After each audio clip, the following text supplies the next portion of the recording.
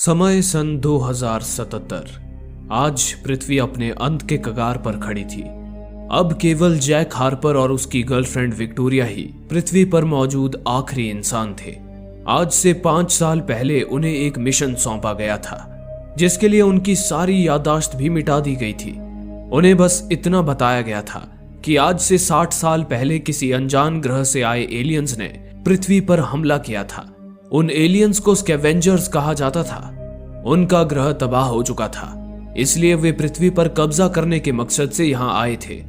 आते ही उन्होंने हमारे चंद्रमा को ही नष्ट कर दिया, जिस कारण पृथ्वी पर भूकंप और सुनामी का ऐसा प्रलय आया कि पृथ्वी पर मौजूद लगभग सारे शहर खाक में मिल गए और उस तबाही की चपेट में आकर करोड़ों लोग मारे गए। चांद को तबाह करने के बाद स्कैवेंजर्स ने बचे हुए इंसानों को मिटाने के लिए पृथ्वी पर अपनी सेना भेजी, जिसके बाद स्कैवेंजर्स और इंसानों के बीच घमासान युद्ध छिड़ गया। जब स्कैवेंजर्स इंसानों पर भारी पड़ने लगे तो इंसानों ने उन्हें रोकने के लिए उन पर न्यूक्लियर बॉम्ब से हमला कर दिया। अंत में इंसानों की ही जीत हुई, लेकिन उस न्यूक्लियर हमले से पृथ्वी की अधिकतर जगहों पर रेडिएशन फैल गया, जिस कारण पृथ्वी इंसानों के रहने लायक ही नहीं बची। मानव जाति को खत्म होने से बचाने के लिए इंसानों ने पृथ्वी छोड़कर शनि ग्रह के सबसे बड़े चांद टाइटन पर बसने का फैसला किया। इसके लिए उन्होंने टैट नाम का एक विशाल स्पेस स्टेशन बनाया, जो आज भी पृथ्वी के ऊपर अंतरिक्ष में मौजूद था। पहले बचे हुए सारे इंसानों को टैट पर लाया गया, फिर वहां से उन्हें टाइटन के लिए रवाना कर दिया गया। लेकिन टाइटन पर सरवाइव करने के लिए इंसानों को बिजली की आवश्यकता थी और वहां बिजली पैदा करने का कोई जरिया नहीं था। इसके समाधान के लिए इंसानों ने पृथ्वी पर ही ढेर सारे विशाल हाइड्रो रिग्स का निर्माण किया। हाइड्रो रिग्स लगातार पृथ्वी से समुद्र का पानी सोखते थे और उससे बिजली पैदा करके टाइटन पर सप्लाई करते थे। उन हाइड्रो रिग्स को टैट से कंट्रोल किया जाता था, जिसके लिए टैट पर आज भी कुछ लोग मौजूद थे। लेकिन पृथ्वी पर कुछ स्कैवेंजर्स अभी भी बचे हुए थे, जो हाइड्रो रिग्स और टैट को तबाह करने पर तुले रहते थे। उन स्कैवेंजर्स से हाइड्रो रिग्स की सुरक्षा के लिए इंसानों ने कई लड़ाकू ड्रोन्स बनाए थे, जो ऑटोमेटिकली चलते थे और उन्हें इस तरह प्रोग्राम किया गया था कि अगर कोई स्कैवेंजर उनकी नजरों में आ जाता तो चंद सेकंड्स के भीतर ही वे उन्हें मारकर राख में बदल देते थे। लेकिन कई बार वे शातिर स्कैवेंजर्स उन ड्रोन्स को भी मार गिराते थे। यहीं से जैक और विक्टोरिया का काम शुरू होता था। वे दोनों एक ऊंचे टावर पर बने पेंट हाउस में रहते थे। जैक एक टेक्नीशियन था।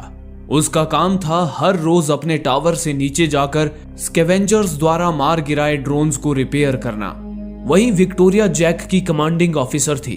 वो टावर से जैक पर निगरानी रखती थी और साथ ही जैक को गाइड भी करती थी। जैक जब भी ड्रोन को रिपेयर करने नीचे जाता था तो स्कैवेंजर्स उसे मारने की कोशिश करते थे। स्कैवेंजर्स किसी भी इंसान से उसकी मेमोरीज को एक्सट्रैक्ट कर सकते थे। यही वजह थी कि जैक और विक्टोरिया की मेमोरीज मिटा दी गई थी, क्योंकि अगर उनकी मेमोरीज स्कैवेंजर्स के हाथ लग जाती तो वे उन मेमोरीज से टैट की जानकारी निकाल सकते थे और उसका इस्तेमाल टैट को तबाह करने के लिए कर सकते थे। जैक और विक्टोरिया को अपने काम की सारी रिपोर्ट्स टैट में मौजूद अपनी मिशन कमांडर सैली को देनी होती थी। उन दोनों को बताया गया था कि अब केवल 2 हफ्तों बाद उनकी ड्यूटी खत्म हो जाएगी, जिसके बाद उन्हें भी बाकी इंसानों के पास टाइटन पर भेज दिया जाएगा। विक्टोरिया तो टाइटन पर जाने के लिए काफी ज्यादा उत्साहित थी, लेकिन जैक खुश नहीं था। हालांकि उसकी याददाश्त मिटाई जा चुकी थी, पर फिर भी पृथ्वी से उसका नाता टूटा नहीं था। साथ ही एक अजीब सी याद उसे हर रोज सपनों में आकर परेशान करती थी। सपनों में जैक 60 साल पहले के न्यूयॉर्क शहर को देखता था, जहां के एम्पायर स्टेट बिल्डिंग में हर बार उसकी मुलाकात एक लड़की से होती थी। जैक और वो लड़की एक दूसरे से मिलकर जैसे सारी दुनिया को भूल जाते थे, लेकिन वो लड़की कौन थी, इस बात से तो जैक भी अनजान था। और सबसे ज्यादा आश्चर्य की बात तो ये थी कि वो सपना आज से 60 साल पहले का था और उस वक्त तो जैक का जन्म ही नहीं हुआ था। जैक हमेशा से उस सपने के रहस्य को जानना चाहता था, लेकिन वो मजबूर था, क्योंकि जैक और विक्टोरिया का काम काफी जोखिम भरा और जिम्मेदारी वाला था। इसलिए उन्हें अपने मिशन से हटकर किसी दूसरी चीज के बारे में सोचने, कुछ भी करने या कोई भी सवाल पूछने की सख्त मनाही थी। रोजाना की तरह आज भी सैली के ऑनलाइन आते ही जैक और विक्टोरिया ने अपना काम शुरू कर दिया। विक्टोरिया ने जैक को बताया कि आज स्कैवेंजर्स ने उनके 2 ड्रोन्स मार गिराए हैं ये सुनते ही जैक ने अपनी बंदूक तैयार कर ली और अपने हेलीकॉप्टर से उन ड्रोन्स की तलाश में निकल पड़ा।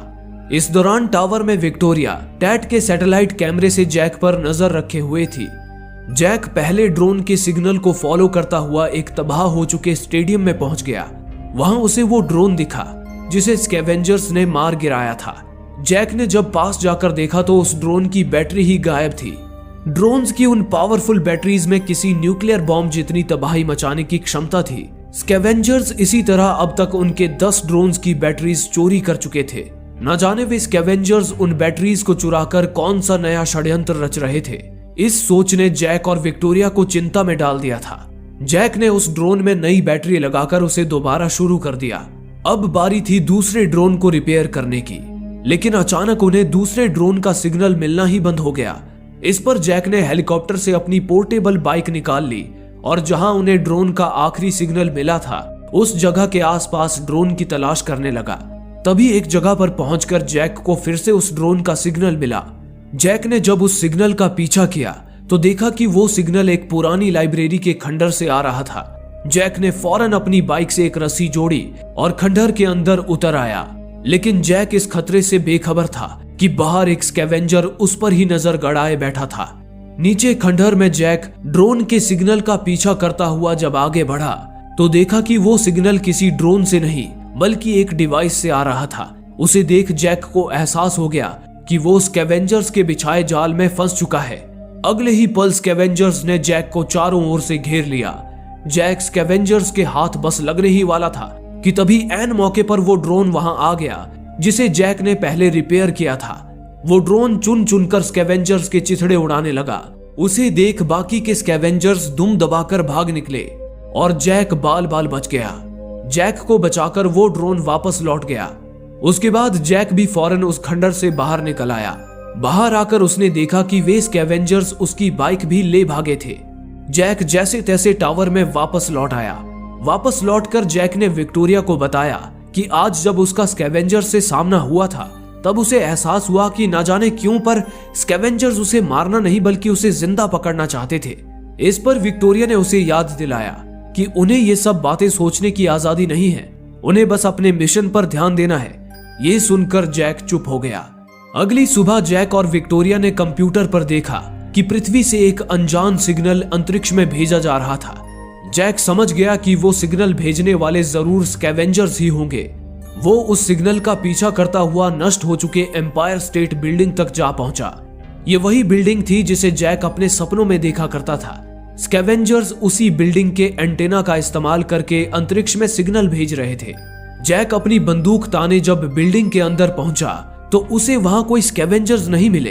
तभी उधर विक्टोरिया ने जब स्कैवेंजर्स के उस सिग्नल को डिकोड किया तो उन्हें पता चला कि स्कैवेंजर्स उस सिग्नल के जरिए किसी को पृथ्वी की एक लोकेशन भेज रहे थे। जैक और विक्टोरिया ये सोचकर चिंतित हो उठे कि आखिर वे स्कैवेंजर्स पृथ्वी पर किसे बुलाना चाहते थे। जैक ने फौरन उस सिग्नल को बंद कर दिया और उस जगह की छानबीन करने निकल पड़ा जिसकी लोकेशन स्कैवेंजर्स ने अंतरिक्ष में भेजी थी। लेकिन वहां पहुंचकर जैक को खतरे का कोई भी संकेत नहीं मिला।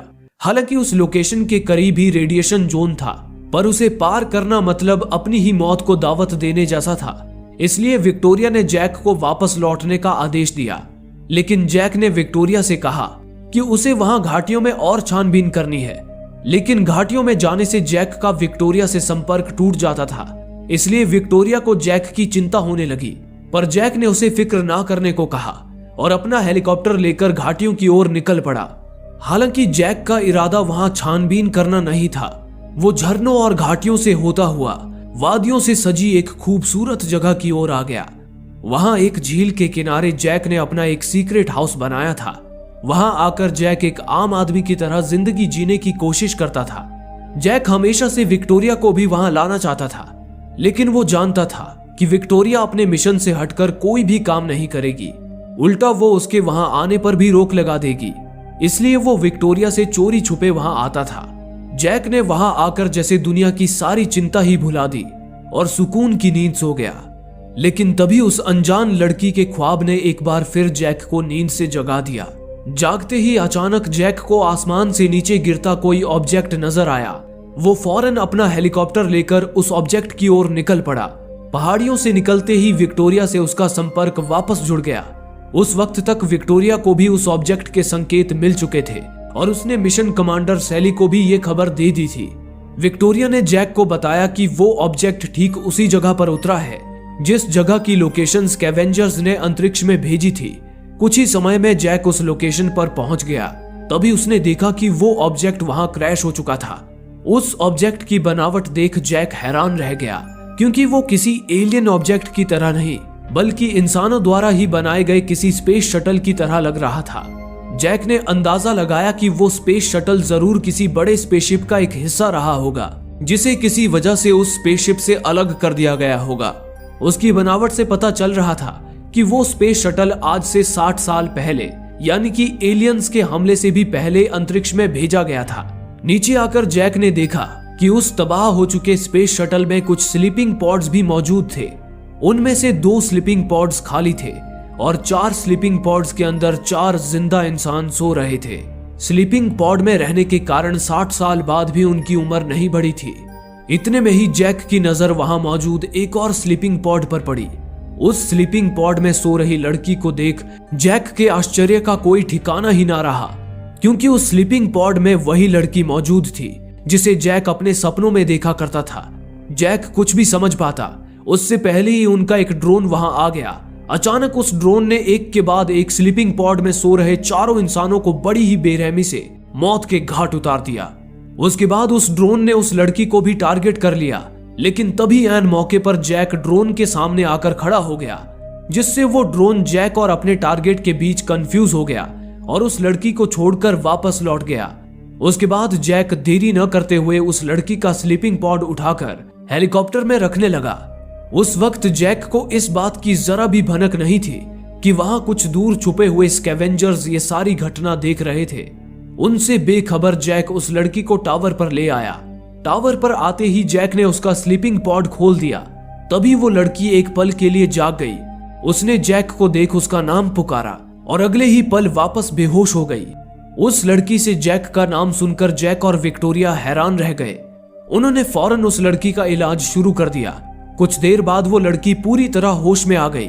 जैक और विक्टोरिया ने उसे बताया कि वो 60 सालों से स्लीपिंग पॉड में सो रही थी। उन्होंने उसे 60 साल पहले से लेकर अब तक की सारी घटना बयान की। अंत में उन्होंने ये भी बताया कि अब केवल वे दोनों ही पृथ्वी पर मौजूद आखिरी इंसान हैं और वे टैट के लिए काम करते हैं।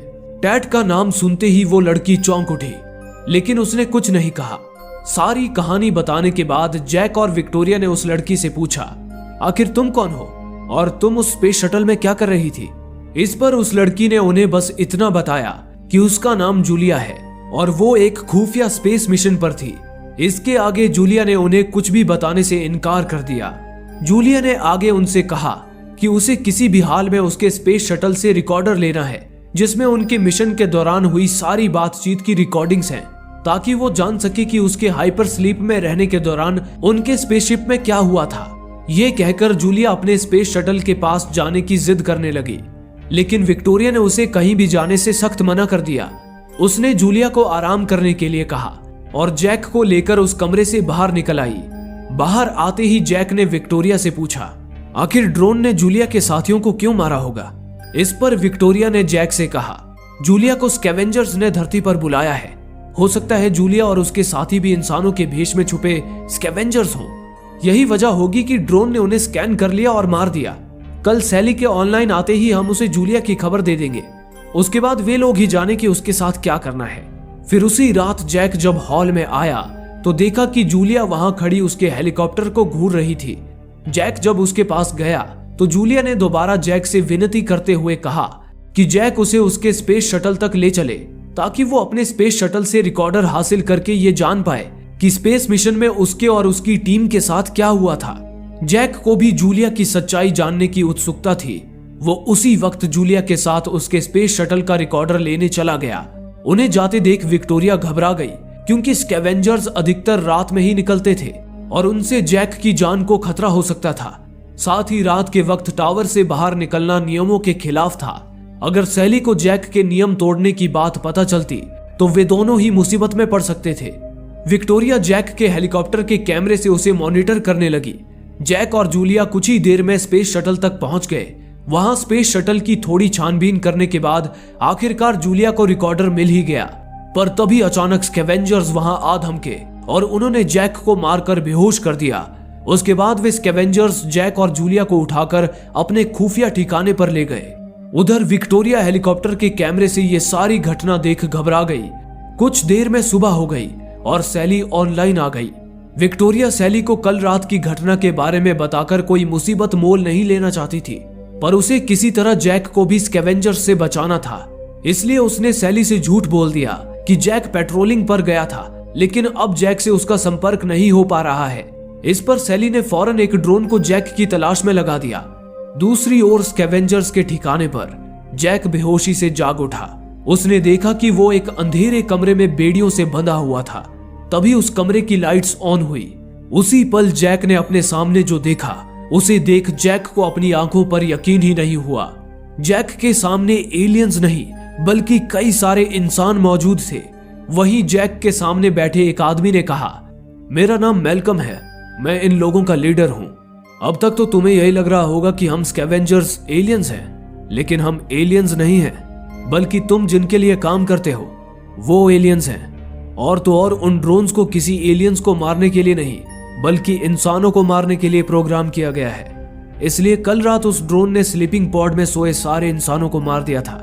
वे ड्रोन्स आए दिन हमारे भी कई साथियों को मारते रहते हैं, इसलिए हम ये स्टील का बना काला सूट पहनकर बाहर निकलते हैं ताकि ड्रोन्स हमें डिटेक्ट ना कर पाएं। ये सुनकर जैक भौचक्का रह गया। उसके बाद मैल्कम और उसके साथी जैक को एक दूसरे कमरे में ले आए। मैल्कम ने जैक को आगे बताया, वो स्पेस शटल जिसमें जूलिया तुम्हें मिली थी वो कई सालों से पृथ्वी के ऑर्बिट में घूम रहा था। हमने ही उस स्पेस शटल को सिग्नल भेजकर पृथ्वी पर क्रैश करवाया था, क्योंकि हमें उस स्पेस शटल का न्यूक्लियर रिएक्टर चाहिए था। हमने उस न्यूक्लियर रिएक्टर और ड्रोन से चुराई हुई बैटरीज की मदद से एक शक्तिशाली न्यूक्लियर बॉम्ब तैयार कर लिया है। ये बताकर मैल्कम ने जैक को एक ड्रोन दिखाया जिसे उन्होंने कब्जे में ले रखा था।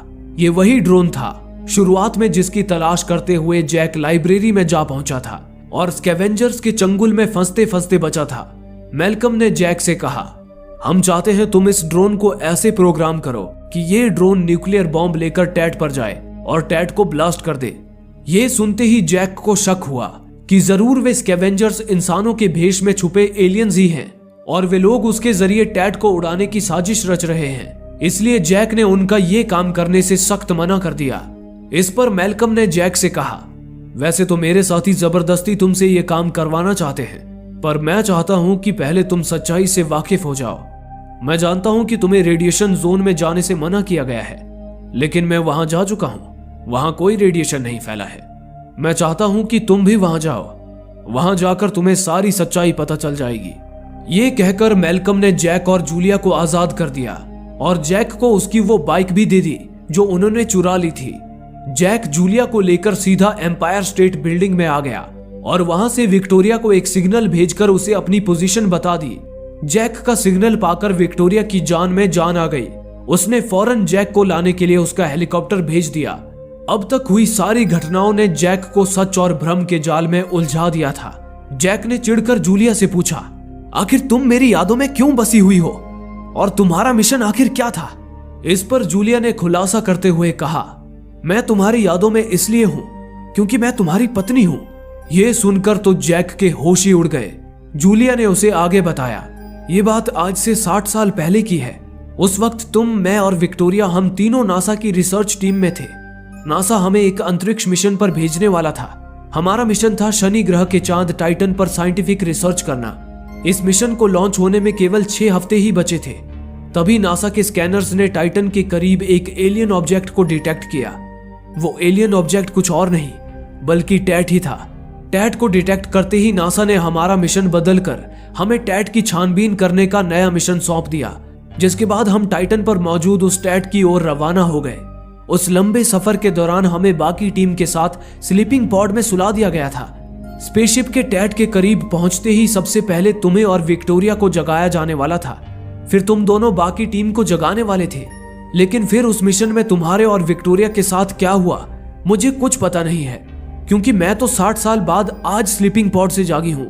ये सब बताने के बाद जूलिया ने जैक को अपनी वेडिंग रिंग भी दिखाई और बताया कि जैक ने उसे इसी जगह पर शादी के लिए प्रपोज किया था। उस रिंग को देखते ही जैक के दिमाग में भी उस पल की धुंधली यादें साफ हो गई। जैक और जूलिया ने एक दूसरे को बाहों में भर लिया।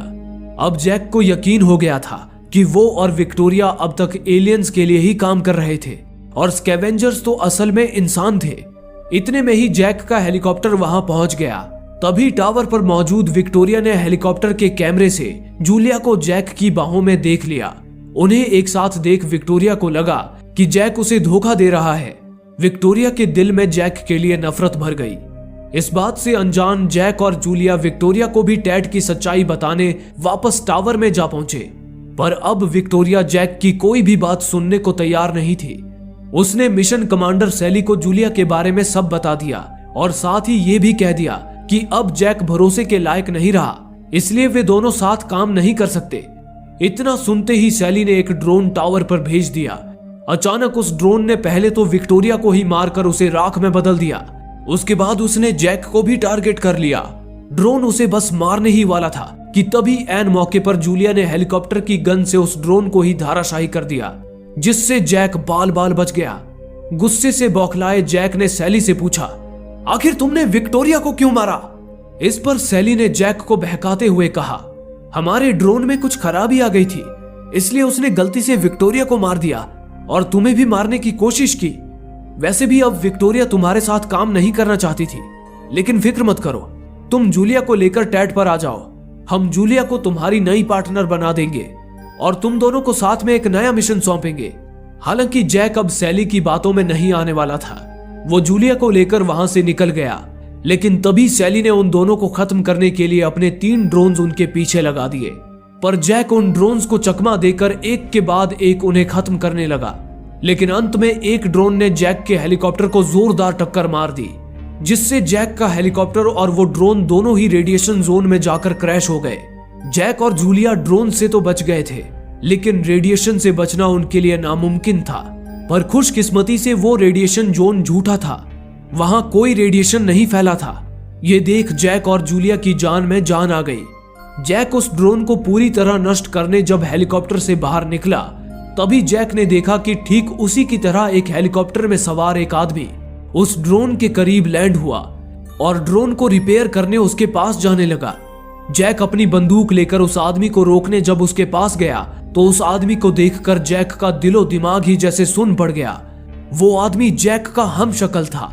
उसकी शारीरिक बनावट से लेकर उसकी चाल ढाल और उसके कपड़े तक सब कुछ जैक से मिलता जुलता था।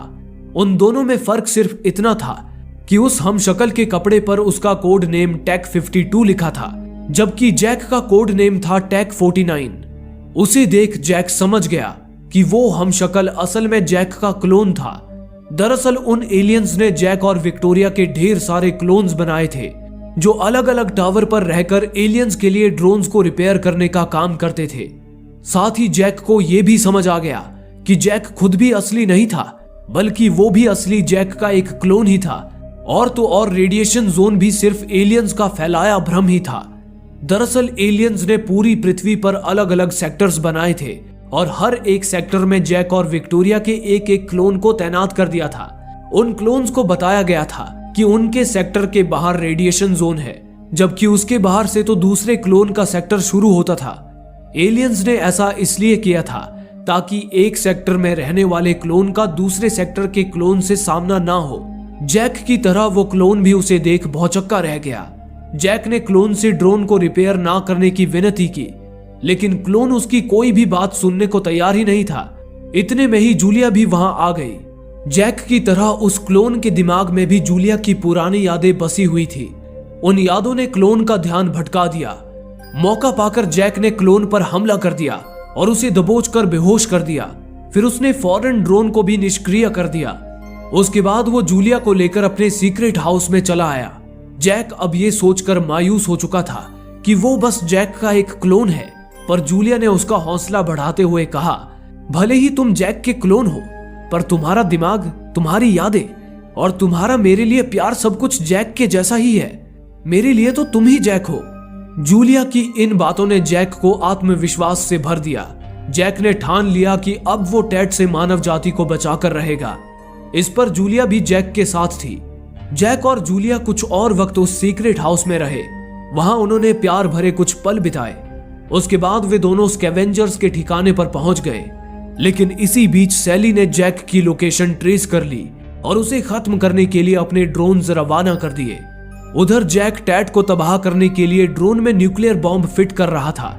इसी दौरान मैल्कम जैक और जूलिया को टैट की सारी कहानी बताने लगा। बात दरअसल आज से 60 साल पहले की है। तब मुझे मिलिट्री ज्वाइन किए हुए 1 साल से भी कम समय हुआ था। उस वक्त जैक नासा का एक जाना माना एस्ट्रोनॉट था। मुझे वो दिन याद है जब नासा ने जैक और उसकी टीम को टैट की छानबीन करने टाइटन पर भेजा था। जैक के उस अंतरिक्ष मिशन पर जाने के कुछ वक्त बाद ही वो टैट पृथ्वी पर आ गया। शुरुआत में तो हमें लगा कि वो टैट एलियंस का कोई स्पेसशिप होगा, लेकिन बाद में पता चला कि टैट कोई स्पेसशिप नहीं बल्कि एक बहुत ही एडवांस आर्टिफिशियल इंटेलिजेंस मशीन है जिसमें खुद सोचने और समझने की क्षमता है। उस टैट ने आते ही हमारे चांद को नष्ट कर दिया, जिसके परिणाम स्वरूप पृथ्वी पर आए भूकंप और सुनामी ने कई लोगों की जानें ले ली। फिर उस टैट ने बाकी इंसानों को खत्म करने के लिए अपनी सेना नीचे भेजी। वो सेना और कोई नहीं बल्कि हजारों की संख्या में जैक के ही क्लोन्स थे, जिनकी याददाश्त मिटाकर उन्हें इंसानों का दुश्मन बना दिया गया था। उनके दिल में रहम की कोई भावना नहीं बची थी। उन्होंने चुन चुनकर लगभग सारे इंसानों को धरती से मिटा दिया। लेकिन मैं और मेरी टीम बचे हुए लोगों को लेकर सालों तक उनसे छुपे रहे। टैट को जब ये यकीन हो गया कि पृथ्वी से इंसान खत्म हो चुके हैं तो उसने सारे क्लोन्स को वापस बुला लिया और फिर अपना फेज 2 शुरू किया। तभी उसका असली मकसद सामने आया। दरअसल टैट को जिंदा रहने के लिए फ्यूजन एनर्जी की जरूरत पड़ती है, इसलिए टैट ने अपने हाइड्रो रिग्स धरती पर भेजे जो समुद्र के पानी को सोखकर उसे फ्यूजन एनर्जी में बदलने लगे और उसे टैट तक पहुंचाने लगे। टैट इसी तरह अलग अलग ग्रहों पर कब्जा करता है और उस ग्रह के रिसोर्सेज सोख कर खुद को जिंदा रखता है। एक ग्रह को बेजान करने के बाद वो रिसोर्सेज की तलाश में दूसरे ग्रह पर चला जाता है। पृथ्वी पर अपने हाइड्रो रिग्स की सुरक्षा के लिए टैट ने लड़ाकू ड्रोन्स भी तैनात कर दिए। साथ ही उसने जैक और विक्टोरिया के नए क्लोन्स भी बनाए और उन्हें अलग अलग टावर पर रखकर उन्हें ड्रोन्स के मेंटेनेंस का काम सौंप दिया। मैल्कम ने जैक से आगे कहा, कई सालों से हम उस टैट को खत्म करने का तरीका ढूंढ रहे थे। आखिरकार हमें ड्रोन पर न्यूक्लियर बॉम्ब लगाकर टैट को ब्लास्ट करने का एक तरीका मिल ही गया। उसके लिए हमने एक ड्रोन को कब्जे में भी ले लिया, लेकिन उस ड्रोन की एलियन टेक्नोलॉजी हमारी समझ से परे थी। इसलिए हमने लाइब्रेरी में तुम्हें किडनैप करने की कोशिश की ताकि हम तुमसे जबरदस्ती टैट पर बॉम्ब भेजने के लिए ड्रोन को रीप्रोग्राम करवाएं। पर ड्रोन ने तुम्हें बचा लिया। लेकिन जब मैंने तुम्हें जूलिया को ड्रोन से बचाते हुए देखा तो मैं समझ गया कि बाकी क्लोन से अलग तुम में इंसानियत जाग रही है। यही वजह थी कि तुम्हें पकड़ने के बाद भी मैंने तुम्हें छोड़ दिया ताकि तुम सच्चाई अपनी आंखों से देखो। इसी के साथ जैक ने ड्रोन पर न्यूक्लियर बॉम्ब सेट कर दिया। उसके बाद उन्होंने उस ड्रोन को रवाना करने के लिए जैसे ही अपने ठिकाने का दरवाजा खोला, तभी 3 ड्रोन्स जैक को ढूंढते हुए वहां आ धमके और जैक के साथ साथ उन्होंने स्कैवेंजर्स के पूरे दल पर भी हमला शुरू कर दिया। उन्होंने एक के बाद एक कई स्कैवेंजर्स को मारकर राख में बदल दिया। लेकिन आखिर में जैक और स्कैवेंजर्स ने मिलकर उन ड्रोन्स को मार गिराया। पर बदकिस्मती से इस लड़ाई में उनका न्यूक्लियर बॉम्ब वाला ड्रोन भी तबाह हो गया और साथ ही मैल्कम भी बुरी तरह घायल हो गया। अब मैल्कम मानव जाति को बचाने की सारी उम्मीदें खो चुका था। पर जैक ने उससे कहा, अब मैं खुद न्यूक्लियर बॉम्ब लेकर टैट पर जाऊंगा और उसे खत्म कर दूंगा। लेकिन मैल्कम ने कहा, टैट तो अब तुम्हारा दुश्मन बन चुका है, वो तुम्हें देखते ही मार देगा। इस पर जूलिया ने उनसे कहा, अगर जैक मुझे टैट के हवाले करने के बहाने टैट पर ले जाए तो टैट उन्हें अंदर आने दे सकता है। लेकिन जैक ने जूलिया की जान को खतरे में डालने से इनकार कर दिया। पर जूलिया ने इंसानियत को बचाने का हवाला देकर जैक को मना लिया। जैक ने जूलिया को एक स्लीपिंग पॉड में सुला दिया और उसमें न्यूक्लियर बॉम्ब फिट कर दिया। उसके बाद जैक अपने हेलीकॉप्टर में वो स्लीपिंग पॉड लेकर टैट की ओर रवाना हो गया। इसी दौरान जैक ने वो रिकॉर्डिंग प्ले की जो उन्हें जूलिया के स्पेस शटल से मिली थी। उस रिकॉर्डिंग को सुनते ही जैक को 60 साल पहले बीती अपने स्पेस मिशन की सारी घटना याद आने लगी। उसे याद आया कि वे टैट की छानबीन करने के मिशन पर निकले थे। टैट के करीब पहुंचते ही पहले जैक और विक्टोरिया जाग गए। अब उन्हें सारी तैयारियां करने के बाद जूलिया और बाकी टीम को भी स्लीपिंग पॉड से जगाना था। उस मिशन में सैली उनकी मिशन कमांडर थी, जो पृथ्वी पर नासा के हेडक्वार्टर से लगातार उनसे संपर्क बनाए हुए थी। तभी अचानक उनकी स्पेसशिप अपने आप ही टैट के अंदर खिंचने लगी। जैक और विक्टोरिया ने उसी वक्त स्पेसशिप का इंजन ऑन करके वापस लौटने की कोशिश की, पर वे नाकाम रहे। जैक और विक्टोरिया समझ गए कि जरूर उनके साथ कुछ गलत होने वाला है। उन्होंने अपनी परवाह ना करते हुए फौरन उस स्पेस शटल को, जिसमें जूलिया और बाकी टीम सो रहे थे, उसे स्पेसशिप से इजेक्ट कर दिया। उस स्पेस शटल को ऐसे प्रोग्राम किया गया था कि वो अपने आप ही पृथ्वी के ऑर्बिट तक पहुंच जाएगा और फिर नासा उसे सिग्नल भेजकर धरती पर उतार लेगी। स्पेस शटल को इजेक्ट करने के बाद जैक और विक्टोरिया अपने स्पेसशिप के साथ साथ टैट में खिंचते चले गए और एक सफेद रोशनी में गुम हो गए। इसी के साथ वो रिकॉर्डिंग भी बंद हो गई। हालांकि जैक को ये तो याद नहीं था कि टैट में उनके साथ क्या हुआ था, पर जैक ये जरूर समझ चुका था कि टैट ने असली जैक और विक्टोरिया को मार दिया था।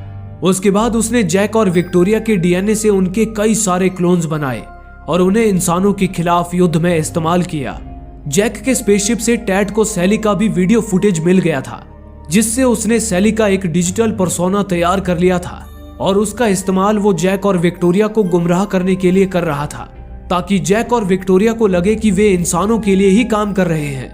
वो स्पेस शटल जिसे जैक और विक्टोरिया ने इजेक्ट किया था, वो पृथ्वी के ऑर्बिट में पहुंच गया था, लेकिन तब तक टैट ने भी पृथ्वी पर हमला कर दिया था, जिससे नासा को उस स्पेस शटल को नीचे उतारने का मौका ही नहीं मिला और वो 60 सालों से पृथ्वी के ऑर्बिट में ही घूमता रहा। ये वही स्पेस शटल था जिसे आज 60 सालों बाद स्कैवेंजर्स ने सिग्नल भेजकर पृथ्वी पर लैंड करवाया था।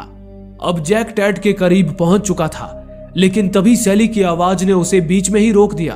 वो टैट ही था जो सैली की आवाज में बात कर रहा था। उसने जैक से पूछा, तुम्हारे यहाँ आने का मकसद क्या है? जैक को पता था कि टैट किसी भी इंसान के हाव भाव और उसकी हार्ट बीट से उसका झूठ पकड़ सकता है, इसलिए जैक ने टैट से सच बोलना ही बेहतर समझा। लेकिन उसने सच्चाई इस तरह बताई कि टैट के आगे उसका भांडा ना फूटे। उसने कहा, मैं तुम्हारे पास इसलिए आया हूं ताकि मैं जूलिया को बचा सकूं और हमारी प्रजाति को भी खत्म होने से रोक सकूं। जैक का ये जवाब सुनकर टैट भी कंफ्यूज हो गया।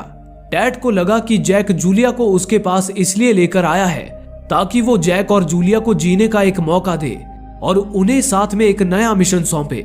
इससे जैक और जूलिया के रूप में उनकी प्रजाति बची रहेगी। यही सोचकर टैट ने उसे अंदर आने की इजाजत दे दी। जैक जब टैट के अंदर आया तो देखा कि अंदर जैक और विक्टोरिया के ढेर सारे क्लोन्स विकसित हो रहे थे। वो आगे जब एक चैम्बर में पहुंचा तो देखा कि वहां एक मशीन बीच हवा में झूल रही थी। वो मशीन टैट का ब्रेन था। जैक स्लीपिंग पॉड को उस मशीन के करीब ले आया और उसे खोल दिया, लेकिन स्लीपिंग पॉड के अंदर से जूलिया नहीं बल्कि मैल्कम बाहर निकला। जैक और मैल्कम ने तो पहले ही जूलिया को स्लीपिंग पॉड में डालकर उसे जैक के सीक्रेट हाउस में पहुंचा दिया था। दरअसल मैल्कम टैट को अपने हाथों से खत्म करना चाहता था, इसलिए जूलिया की जगह वो खुद जैक के साथ आ गया। अगले ही पल जैक और मैल्कम ने अपनी कुर्बानी देते हुए न्यूक्लियर बॉम्ब का ट्रिगर दबा दिया, जिससे एक जोरदार धमाके के साथ टैट के परखच्चे उड़ गए और साथ ही जैक और मैल्कम भी शहीद हो गए। टैट के खत्म होते ही सारे ड्रोन भी निष्क्रिय हो गए। इस घटना को 3 साल बीत गए। जैक तो अब जूलिया की जिंदगी से जा चुका था, पर जाने से पहले वो एक बच्ची के रूप में जूलिया को अपने प्यार की निशानी दे गया था। जूलिया अपनी बेटी के साथ जैक के सीक्रेट हाउस में ही एक छोटी सी दुनिया बनाकर रह रही थी। इसी दौरान एक दिन स्कैवेंजर्स का बचा हुआ दल जूलिया को ढूंढता हुआ वहां आ गया। तभी जूलिया ने देखा कि उस दल में जैक का क्लोन टेक 52 भी था। जैक का वही क्लोन जिसकी जैक के साथ मुठभेड़ हुई थी। मुठभेड़ के दौरान जब उसने जूलिया को देखा था, तभी से वो उसकी तलाश में भटक रहा था। फिर आगे चलकर उसकी मुलाकात स्कैवेंजर्स के दल से हो गई, जिन्होंने उसे सारी सच्चाई से अवगत करा दिया। तब से जैक स्कैवेंजर्स के साथ जूलिया की तलाश कर रहा था और आखिरकार आज 3 साल बाद उसकी तलाश पूरी हो गई। जैक को वापस देखकर जूलिया के चेहरे पर मुस्कान लौट आई और इसके साथ ही उन बचे हुए लोगों से मानव जाति की एक नई शुरुआत हुई। दोस्तों, अगर आपको ये वीडियो पसंद आई हो तो वीडियो को लाइक और चैनल को सब्सक्राइब करना ना भूलें। धन्यवाद।